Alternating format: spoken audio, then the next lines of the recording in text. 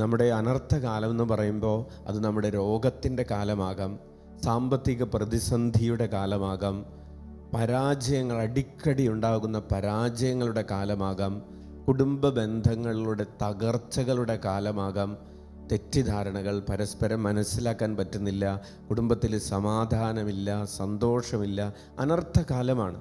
നമ്മളൊരു ജോലി ചെയ്യാൻ പോയിട്ട് നമുക്ക് വേണ്ടതുപോലെ ശമ്പളം ലഭിക്കുന്നില്ല, നമുക്ക് ജോലിയിലൊരു ഉയർച്ച ഉണ്ടാകുന്നില്ല, സാമ്പത്തിക മേഖലകൾ അടിക്കടി തകർന്നുകൊണ്ടിരിക്കുന്നു, കടബാധ്യതകൾ, ഒരു കാര്യം ചെയ്യണമെന്ന് വിചാരിച്ചിട്ട് നടക്കുന്നില്ല, ഒരു ഭവന നിർമ്മാണം നടക്കുന്നില്ല, ഒരു വസ്തു ഇടപാട് നടക്കുന്നില്ല.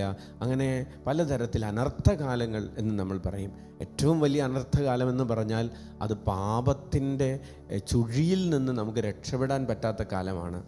അപ്പോൾ അങ്ങനെ ജീവിതത്തിൽ ഭൗതികമായി, ശാരീരികമായി, സാമൂഹികമായി, സാമ്പത്തികമായി, ആത്മീയമായിട്ടൊക്കെ അനർത്ഥകാലങ്ങളിലൂടെ നമ്മൾ കടന്നു പോകാറുണ്ട്.